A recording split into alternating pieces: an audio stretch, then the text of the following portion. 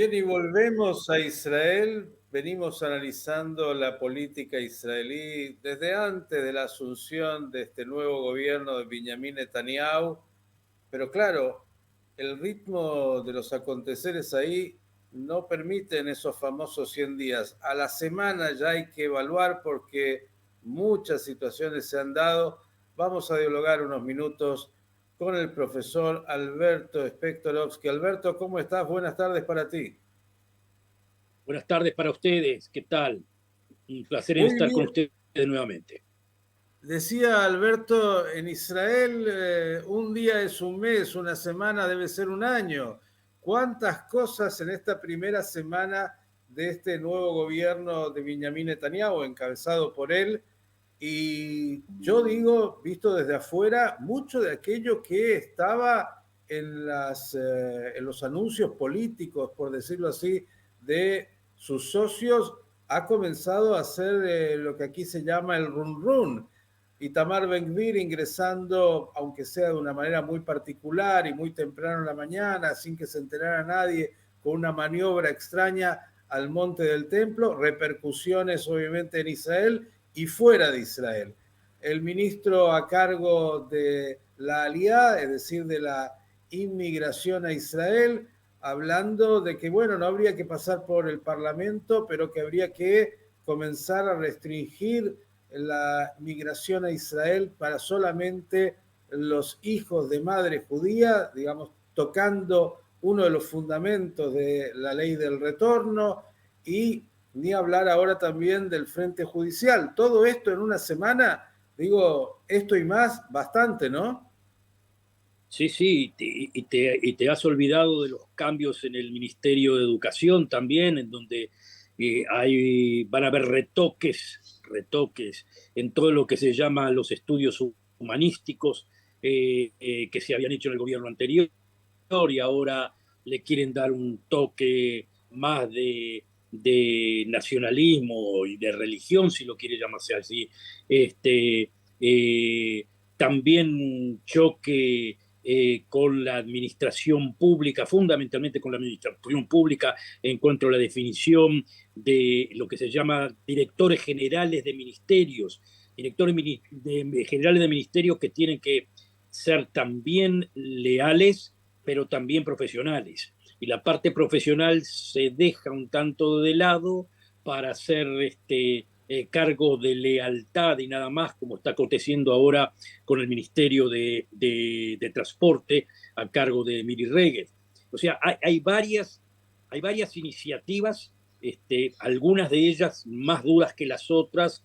El caso del Ministerio de Justicia, lo que acaba el bombazo que prácticamente acaba de largar Levin, el ministro Levin de Justicia, es muy claro la dirección a donde va.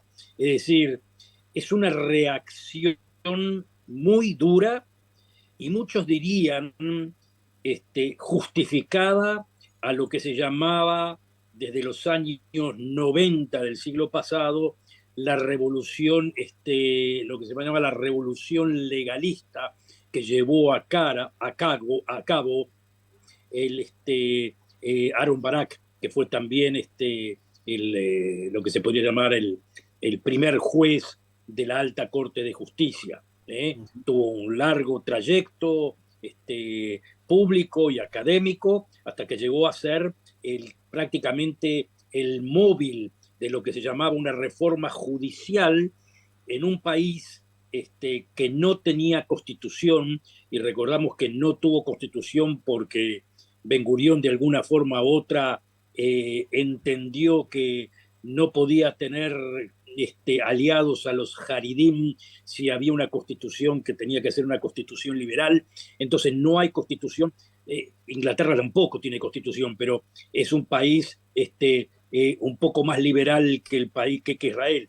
Entonces, lo que sucedió acá, que un país sin constitución, definido por la fuerza parlamentaria y por el gobierno, ¿no? Y el gobierno y la fuerza parlamentaria es prácticamente lo mismo, ¿no? Porque es un gobierno parlamentario. Entonces, lo que se quería lograr y se había logrado un poco en los años 90, era leyes básicas que no eran constitucionales, pero que eran constitucionales, y que eran leyes que protegían a la minoría, que protegían a los derechos humanos, en fin, etcétera, etcétera. El problema que se suscitó desde ese momento fue si la Knesset, o sea, el Parlamento, tenía valor también como asamblea constituyente. Eso nunca quedó claro. Si que la Knesset pueda tener valor como asamblea constituyente no quedó claro. La Knesset puede hacer leyes, pero no leyes, o vamos a repetir, para cierta gente, los que están en contra de eso, no puede hacer leyes que tengan carácter constitucional. Y lo que pasó con estas dos leyes fueron leyes que tuvieron o fueron adjudicadas un cierto carácter de leyes constitucionales que para una gran parte de la población, podría decir prácticamente para la mitad, no tenían ninguna legitimización. Esto, como se dice, la contrarrevolución empieza ahora. Querido Alberto, si a Israel le faltan problemas desde afuera, digo, lo han hecho bastante entretenido también desde dentro, cuando uno piensa en que no tiene constitución y qué pasa con la política y cuál es el peso de cada una de las leyes. Digo, la verdad, entretenido siempre. Ahora, en nuestro anterior diálogo, recuerdo que dijiste, bueno, el gobierno de Netanyahu va a tener como prioridad mantener el status quo. Y dijiste, hay un par de cosas que Netanyahu tiene claro, es un hombre pragmático y va a mantener el status quo. Esta semana, por lo menos, o Netanyahu no ha logrado eso o hay una definición distinta. ¿Cómo estás viendo estos movimientos y el protagonismo de aquellos que supuestamente son los actores de reparto en un gobierno que está encabezado por él y que habías dicho todo va a pasar por él? Sí. Repito lo que dije y coincido contigo que la evaluación no coincide. Netanyahu quiere el status quo, eso sin ninguna duda. O sea, cuando me refiero al status quo me refiero al problema palestino, quiere el status quo fundamentalmente, sí, básicamente, digamos, en la zona y avanzar en lo que se dice un pacto de paz o lo que sea con Arabia Saudita, que sería como que se dice la frutilla de la torta, y si lo logra estaría maravilloso. No coincide ese deseo de status quo con haberle permitido a Ben-Gvir subir al Monte del Templo, aunque como tú lo dijiste muy bien, fue una subida más bien media a la escondida, no demasiado promocionada, que dio a entender también de que se hace, pero digamos, siendo provocativa, sin tratar de ser sumamente provocativa. Con el asunto de la Alta Corte de Justicia, yo no estoy también no estoy tan convencido que Netanyahu está tan de acuerdo con todo esto. Y tenés razón, ha sido un poco conducido por sus colegas de partido, en el caso Levin, que es el más asociado de él, que supuestamente, digo, la voz de Levin tenía que ser prácticamente la voz de Netanyahu. Pero a mí me da la impresión que ha ido un poco más allá de lo que puede querer Netanyahu. ¿Cómo se vuelve al status quo ante? Veremos, quizás decir tentativamente, yo ahora ya realmente no es que estoy confuso con el asunto, pero pienso cuáles pueden ser las ideas que tienen Netanyahu bajo de la manga. La pregunta, Alberto, es ¿rebeldía en la tropa o Netanyahu dándoles luz verde? Sí, no, yo creo que no hay rebeldía en el sentido de que Netanyahu a mí me parece que está haciendo un juego un tanto peligroso. Está como que se dice dando luz verde para volver a retomar. Y el volver a retomar hay que ver cómo se hace. Hay algunas ideas que vienen, por ejemplo, de la oposición, que viene de Gantz. Sí, hay que hacer reformas, estamos todos de acuerdo que hay que hacer reformas, pero vamos a sentarnos de alguna forma en una suerte de comité constitucional que no existe, pero algo que se parezca, como diciendo, vamos a hacer las reformas todos juntos. Que Pregunta al obviamente respecto. Pregunta al respecto. Netanyahu, siendo un gran hombre de la política y artífice de movimientos de la política israelí, ¿esta luz verde no será una señal para Gantz diciéndole, mira, si no te vienes conmigo, lo que viene puede ser peor? mira, yo me animo a decir, o quisiera creer que es algo así. Este, estás, es claro que todo este movimiento es una forma de decir, señores, miren la que se viene. ¿eh? Eh, Señores, miren la que se viene, el señores ese es directamente Gantz. Yo estoy convencido de que Netanyahu espera un tiempo, pero quiere a Gantz adentro. Y algunas de las reacciones que tuvo Gantz, no atacando muy fuertemente al gobierno, tuvo reacciones muy pragmáticas, muy correctas en ese sentido, dan a entender de que tarde o temprano va a tener que haber un diálogo. Yo personalmente quiero ese diálogo y lo quiero urgente. Digamos, no puede Israel, vamos a ponerlo claro, no puede Israel ponerse en contra de todo el mundo liberal, no puede ponerse en contra del judaísmo liberal de los Estados Unidos, no puede ponerse en contra de la administración Biden en estos momentos.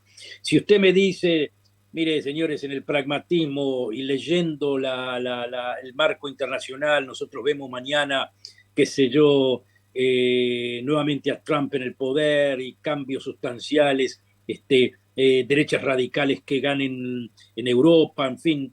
Entonces podría entender de que, bueno, el mundo corre para ese lado y Netanyahu se ajusta a eso, aunque no me guste, pero digamos, sería más o menos entendible. Pero en la coyuntura política de hoy en día, hacer estas reformas a golpe de puño, un tipo inteligente como Netanyahu, me animo a decir que no es exactamente lo que quiere. Y si me dicen, Suena, bueno, pero lo están llevando de la nariz, tampoco creo eso, porque ninguno de los otros tienen a dónde ir. No es una cuestión que Netanyahu pueda decir, mire, soy yo el que no tengo a dónde ir, estoy jugado y los otros no. Los otros también están jugados. O sea que yo creo que lo que dije anteriormente, el poder de navegar de Netanyahu es muy importante. No sé después de esta semana que realmente lo haga efectivo, pero quisiera creer que sí. suena a una jugada política interna interesante, mucho más que lo que el mundo diga respecto del status quo del Monte del Templo, más de lo que diga sobre otros temas. Me parece que es un mensaje directo a Benny Gantz diciéndole hagamos algo para que el país, como has dicho, mantenga cierta tradición liberal y no tengamos todas estas reformas que mis socios actuales no estarían para nada en desacuerdo de implementar, ¿no? Claro, claro. Repito, vamos a ponerlo bien claro el asunto porque Netanyahu no es de esos grupos, no es del grupo de derecha radical para nada, no quiere absolutamente nada. Mi discusión con colegas míos es de que Netanyahu no tiene necesidad de ir a buscar a asociados del centro porque está cómodo con esto. A mí me parece de que no, pero sí es cierto, y en eso estoy de acuerdo con colegas, que lo del juicio personal de él, para él es esencial. Eso no me cabe duda. Es como diciendo, eh, si no se arregla mi parte en este negocio, eh, no quiero decir que reviente todo, pero más o menos. O sea que lo que hay que considerar es eso, señores, no se puede eso es lo que vengo describiendo y explicando desde hace mucho tiempo.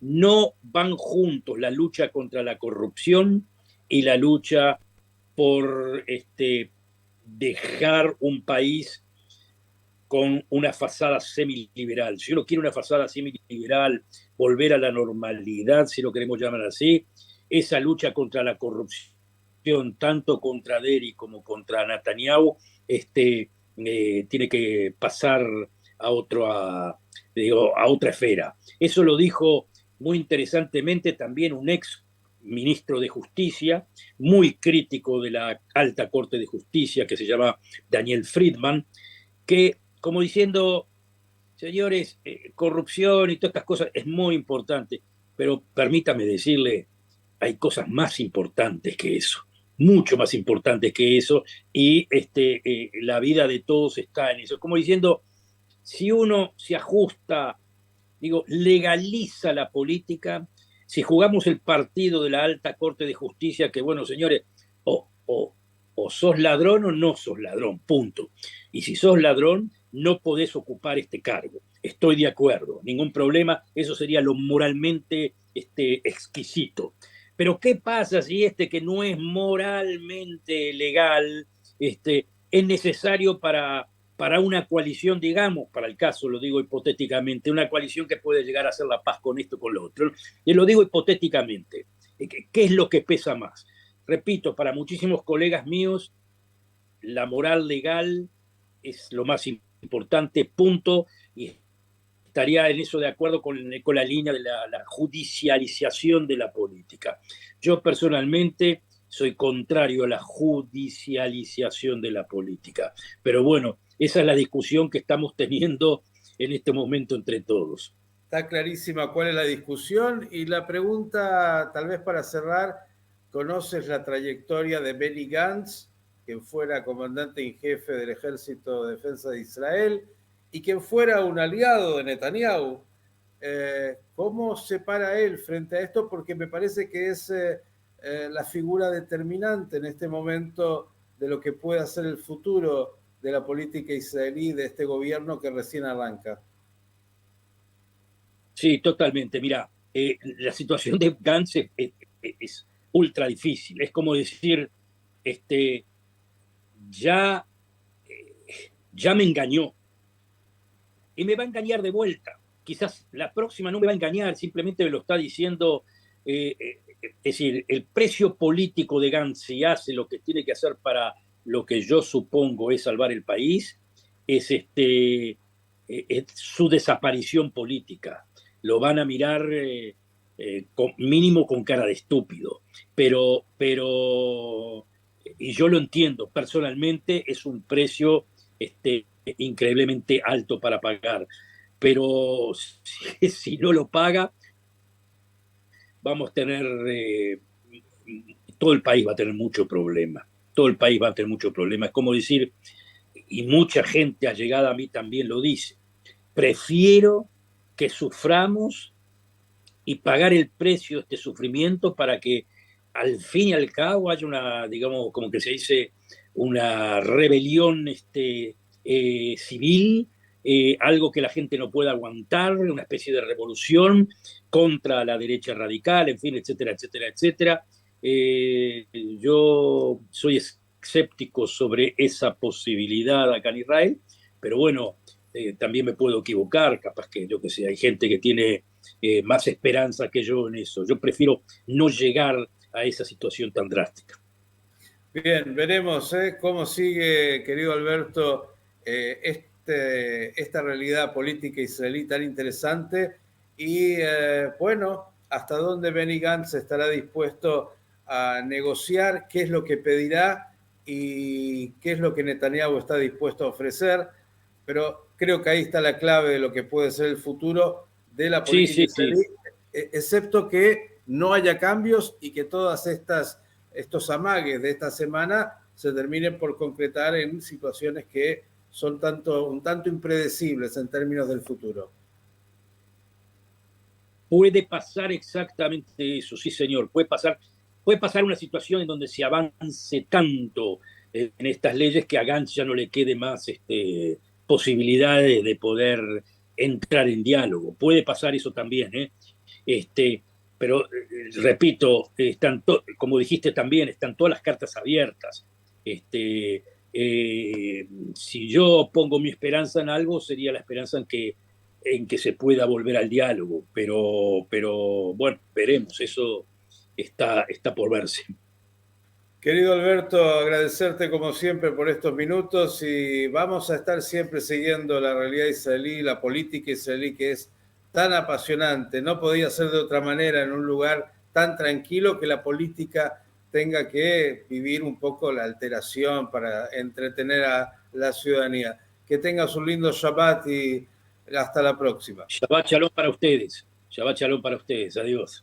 El profesor Alberto Spektorovsky, dándonos un panorama de la política israelí. Ve usted cómo se tejen las alianzas y bueno, veremos porque siempre es entretenido y habrá que ver qué es lo que termina por plasmarse entre lo que es Benjamin Netanyahu como primer ministro y hoy Benny Gantz en la oposición.